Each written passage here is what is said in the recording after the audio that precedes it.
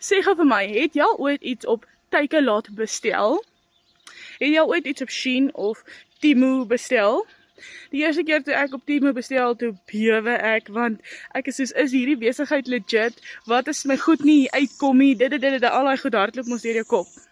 Nou dit is amper hoe aanlyn besigheid werk.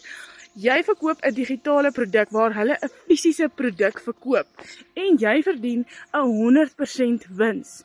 Jy het master resale rights.